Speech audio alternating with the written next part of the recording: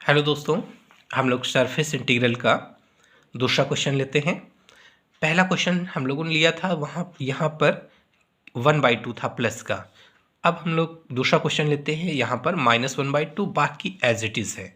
ये question AKTU में paper code KAS 103T 2022 में पूछा गया है।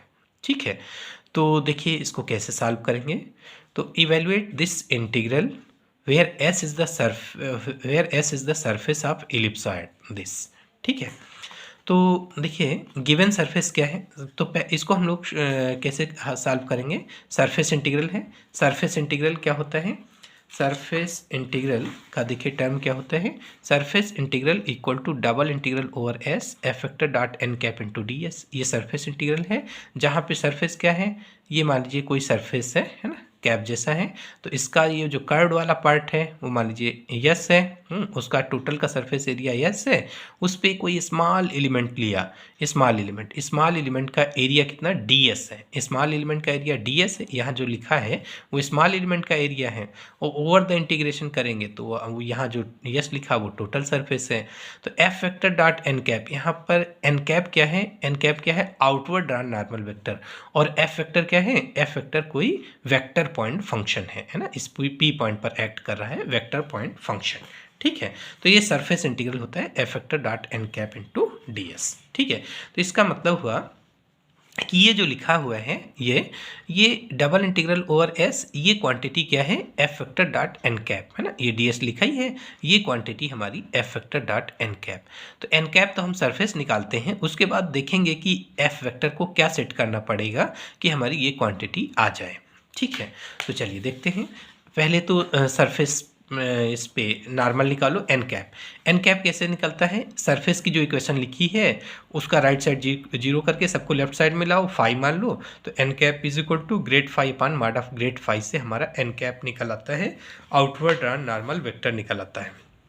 ठीक है, तो देखिए क्या हुआ कि given surface s equal to A x square plus B Y square plus C Z square equal to 1, phi is equal to A x square plus, है ना, इसको हम लोग फाई मान लेते हैं, सरफेस को फाई मानेंगे, यानी इसको लेफ्ट साइड में लाके उसको फाई मान लेंगे।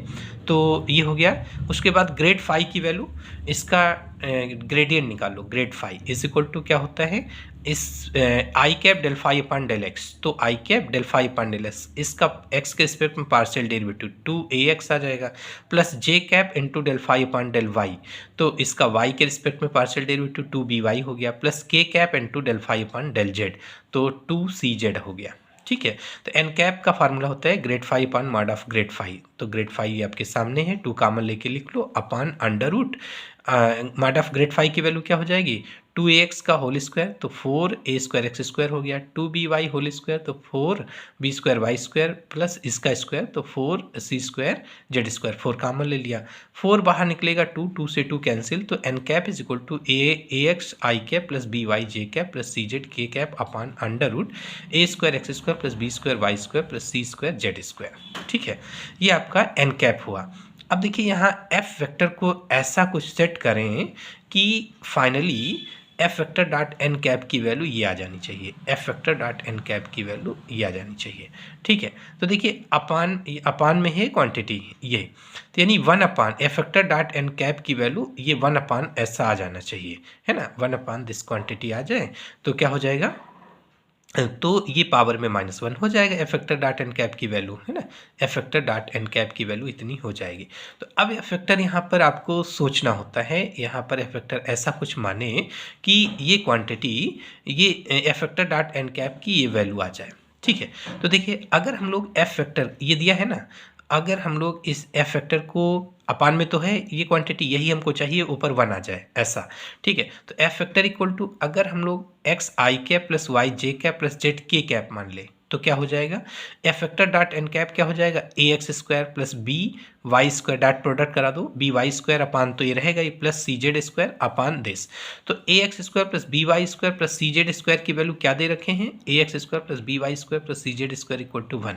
ठीक है, तो एफ डॉट एन कैप में ये क्वांटिटी तो 1 हो जाएगी, तो ये अपान में बची और यही पावर ऊपर ले जाएंगे तो पावर -1/2 हो जाएगी। ठीक है। तो यहाँ पर थोड़ा सा ध्यान देना पड़ता है, यहाँ एक स्टॉपेज है, मतलब आपको देखना होगा, यहाँ तक तो चले आओगे, लेकिन एफ वेक्टर आपको सेट करना पड़ेगा ऐसे क्वेश्चन में कि हम एफ वेक्टर को क्या माने कि हमारा F vector dot N cap जो गिवन है वो आ जाना चाहिए, ये क्वांटिटी आ जाना चाहिए। ठीक है, तो थोड़ा प्रैक्टिस करोगे आ जाएगा। तो एफ वेक्टर की वैल्यू हम ये सपोज कर लिया। ठीक है, तो F vector dot N cap क्या हो गया, ए एक्स स्क्वायर है ना, इन दोनों का डॉट प्रोडक्ट करा दो तो a x square plus B Y square plus C Z square upon under root this. अब इसकी वैल्यू 1 दे रखे हैं, है ना, इसकी वैल्यू 1 दे रखे हैं क्योंकि ये इलिप्सॉइड की इक्वेशन है, इसकी वैल्यू 1 है, तो ये हो गया 1 अपान दिस, ये F vector dot N cap की वैल्यू हो गई। अब बाय गाउस डाइवर्जेंस थ्योरम हम लोग इसको इस सरफेस इंटीग्रल को सॉल्व करेंगे गाउस डाइवर्जेंस थ्योरम से। तो गाउस डाइवर्जेंस थ्योरम क्या होती है, double integral over S F vector dot N cap D S equal to triple integral over V divergence of F vector into D V. ये Gauss divergence theorem है, यानी surface integral को हम लोग volume integral से solve करेंगे। ठीक है, तो देखिए क्या होगा, तो double integral over S F vector dot N cap की वैल्यू आपने ये निकाला है, अभी इसको यहाँ पर रखोगे तो इसको ऊपर ले जाओगे तो पावर -1/2 हो गया इंटू डी एस, यही आपको इवेल्युएट करना है इसी यही टर्म। तो triple integral over V divergence of F vector का डाइवर्जेंस क्या होगा, तो इसका आई कैप के कोफिशिएंट को एक्स के रिस्पेक्ट में, जे कैप के कोफिशिएंट को वाई के रिस्पेक्ट में और के कैप के कोफिशिएंट को जेड के रिस्पेक्ट में पार्शियल डेरिवेटिव करके ऐड कर दीजिए। तो इसका डेरिवेटिव एक्स के रिस्पेक्ट में 1 हुआ 1 है ना, तो 1 + 1 + 1 इंटू डी वी, 3 आ गया, 3 बाहर कर लिया, triple integral over V D V. तो अगर आपको इलिप्सॉइड का वैल्यूम पता है तो डायरेक्ट लिख सकते हैं, लेकिन स्टैंडर्ड फॉर्म होना चाहिए ना। यहाँ पर इलिप्सॉइड की इक्वेशन एक्स स्क्वायर अपान ए स्क्वायर नहीं लिखा है, एक्स स्क्वायर लिखा हुआ है, यानी कि एक्स स्क्वायर अपान 1 अपान ए लिखा हुआ है ना। तो यहाँ पर ध्यान दीजिएगा। तो 3 इंटू थ्री कांस्टेंट है, बाहर चला गया, ट्रिपल इंटीग्रल ओवर वी, ये इलिप्सॉइड का वैल्यूम हो गया। देखिए इंटीग्रेंड में कुछ नहीं है, तो ये triple integral over V D V क्या रिप्रेजेंट करता है, वैल्यूम किसका, जिसका सरफेस एस है। यहाँ एस किसका सरफेस है, जो इलिप्सॉइड पूरा दिया है, पूरा इलिप्सॉइड जो है उसका सरफेस एस है, तो वो उसका जो वैल्यूम होगा वो वी हो जाएगा, तो वी इंटू डी वी।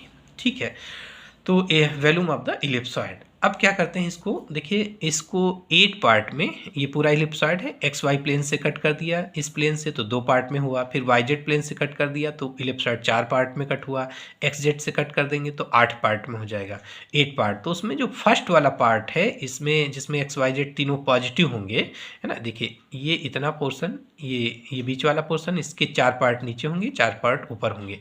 तो ये जो ऊपर वाला पार्ट है, ऊपर के 4 पार्ट ये जो बन रहे हैं, इस इतने का हम वैल्यूम निकाल ले और उसको 8 से मल्टीप्लाई कर देंगे तो टोटल वैल्यूम निकल आएगा। ठीक है, तो इतने का वैल्यूम निकालने के लिए हम लोग यहाँ पर डिरिचलेट थ्योरम यूज करके, यानी इस ट्रिपल इंटीग्रल की वैल्यू या तो लिमिट रख के सॉल्व करें या डिरिचलेट थ्योरम यूज करके सॉल्व कर लें, तो उसमें क्या होता है, हमें इंटीग्रल इवेल्युएट नहीं करना होता है, डायरेक्ट वैल्यू आ जाती है। तो हम लोग यहाँ यूज करेंगे डिरिचलेट थ्योरम को। ठीक है, तो देखिए चलिए पहले तो लिखते हैं, ये हुआ 8 into part of the volume of ellipsoid in first octant. Ellipsoid का जो फर्स्ट ऑक्टेंट में वैल्यूम है उसका वैल्यूम 8 से मल्टीप्लाई कर देंगे तो टोटल वैल्यूम हो गया। ठीक है, तो 8 इंटू 3 24 हो गया, into triple integral over V1 हमने किसको माना, जो फर्स्ट ऑक्टेंट में इलिप्सॉइड का पार्ट है उसका वैल्यूम V1 है, into DV, where V1 is the volume bounded by. अब ये फर्स्ट ऑक्टेंट वाला कैसे बाउंड हो रहा है, 3 तो कोऑर्डिनेट प्लेन्स और चौथा ये इलिप्सॉइड वाला, इलिप्सॉइड का पार्ट है ना। तो x greater than equal to 0, y greater than equal to 0, z greater than equal to 0 and x plus ax square plus by square plus cz square equal to 1, इससे bound हो रहा V1। ठीक है, तो देखिए 24 इंटू ट्रिपल इंटीग्रल ओवर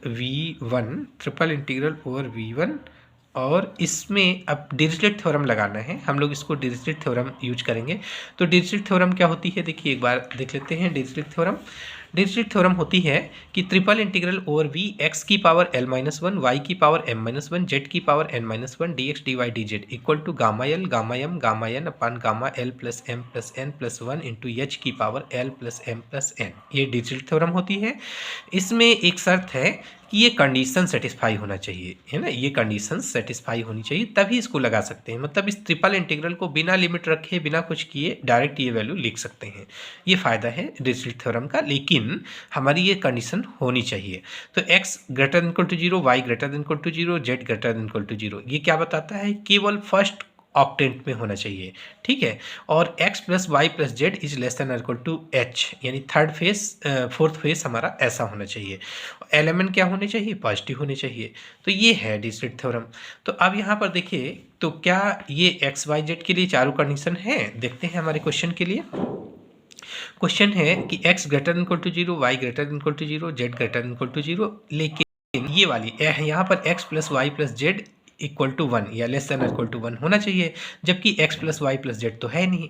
तो इसका मतलब अब हम इसको बनाएंगे, है ना।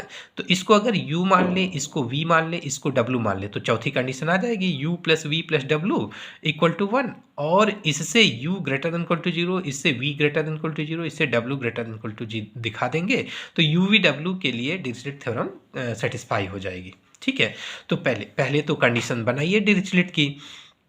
तो कितना हो गया, देखिए डिरिचलेट की कंडीशन बनाइए तो क्या हो जाएगा, डिरिचलेट कंडीशन इसको क्या माना, u, इसको u माना, तो a x square equal to u. तो x की वैल्यू क्या हो जाएगी, under root u upon under root a, derivative कर लो, d x equal to 1/2 u की power 1/2 minus 1 upon under root a. तो ये हो जाएगा u की power 1/2 minus 1/2 root a d u, ठीक। इसी तरीके इसको जब आप v मानोगे तो b Y square equal to we, this implies that y is equal to v की power 1/2 under root b, d y is equal to 1/2 v की power 1/2 minus 1 upon under root b, ठीक है, into D we. इसी तरीके तीसरा वाला, इसको जब w मानोगे तो c Z square equal to डब्ल्यू, जेड इक्वल टू डब्ल्यू की power 1/2 under root c, d Z की वैल्यू हो जाएगी w 1/2 डब्ल्यू की power 1/2 minus 1 upon under root c, ठीक है, इंटू डी डब्ल्यू। अब ये तो d x D Y D Z की वैल्यू हो गई, d x D Y D Z की। अब हमको कंडीशंस दिखाना है। तो x greater than equal to 0 दे रखे हैं, तो इसको एक्स स्क्वायर भी ग्रेटर देन, इसका स्क्वायर कर दो तो एक्स स्क्वायर भी ग्रेटर देन इक्वल टू 0 हो जाएगा, a से मल्टीप्लाई कर दोगे वो भी ग्रेटर देन इक्वल टू 0 हो जाएगा, यानी इससे हम ऐसा लिख सकते हैं। और ये क्वांटिटी क्या है, u, तो u greater than equal to 0 हुआ, तो x greater than equal to 0 implies कर दिया u greater than equal to 0। इसी तरीके y greater than equal to 0 क्या इम्प्लाइज करेगा, y स्क्वायर कर दो तो y square greater than equal to 0, b से मल्टीप्लाई कर लो तो b y square greater than equal to 0 हो जाएगा, that is v greater than equal to 0। और z greater than equal to 0, तो z square greater than equal to 0, C Z square greater than equal to 0 हो जाएगा, and this equal to w is greater than equal to 0। तो u greater than equal to 0, v greater than equal to 0, w greater than equal to 0, and इससे देखिए u plus v plus w equal to 1 हो गया। तो ये u v w के लिए Dirichlet condition satisfy हो गई। तो अब हम लोग डिरिचलेट थ्योरम लगा सकते हैं। तो क्या हो जाएगा, D x D Y D Z की वैल्यू रख लो, तीनों को मल्टीप्लाई करके रख लो, तो कितना हुआ, u की पावर 1/2 माइनस 1, v की पावर 1/2 माइनस 1, w की power 1/2 minus 1 upon 2 into 2 into 2 8 under root a b c into d u d v d डब्ल्यू, यानी d x D Y D z तीनों को मल्टीप्लाई करके रख लो, तो ये वैल्यू हो गई यहाँ पर ट्रिपल इंटीग्रल ओवर v। और अभी आपने देखा कि u v w के लिए डिरिचलेट कंडीशन सेटिस्फाई है, तो लगा सकते हैं डायरेक्ट फार्मूला। तो क्या हो जाएगा, gamma L gamma M gamma half gamma N का मतलब gamma half upon L half plus half, यानी L plus M plus N plus 1 होता है इंटू एच, एच क्या है, ये वैल्यू एच हो गई, तो एच की पावर हाफ प्लस हाफ है ना, तो 1 की पावर कुछ भी हो आपका 1 ही आएगा। तो अब देखिए गामा हाफ की value under root pi, gamma half की वैल्यू अंडर रूट पाई, ये गामा हाफ रहने दो, और ये हुआ गामा 5/2, गामा 5/2 को आगे बढ़ाओ तो 3/2 इंटू 1/2, यहीं पर रोक लो, तो गामा 1/2, जहाँ गामा रुकेगा गामा के अंदर बाहर सेम क्वांटिटी होगी, तो ये कैंसिल हुआ, और ये 3 से 3 कैंसिल, ये 4 ऊपर चला जाएगा, तो 4 pi upon under root a b c, है ना, 4 pi upon under root a b c, ये किसकी वैल्यू हो गई, ये हो गई डबल इंटीग्रल ओवर एस, ये a square x square plus b square Y square plus c square z square की पावर -1/2 ds, है ना, इसकी वैल्यू आ गई। ये क्वेश्चन अच्छा था, 2022 में क्वेश्चन पूछा गया है। तो इस तरीके के जो क्वेश्चंस हैं इसमें क्या करना होता है, आपको एफ वेक्टर डायरेक्ट नहीं दिए होते, एफ वेक्टर आपको सेट करना पड़ता है। ऐसा कुछ सेट करें कि F vector dot N cap की वैल्यू ये आ जाए, है ना। प्रैक्टिस करिएगा इसी तरीके का। हमारा यहाँ पर केवल 1/2 था, तो वो पहला क्वेश्चन है। आप उसमें प्लेलिस्ट पे जाके वहाँ पे देख लीजिएगा पहला क्वेश्चन, ठीक है। Thank you.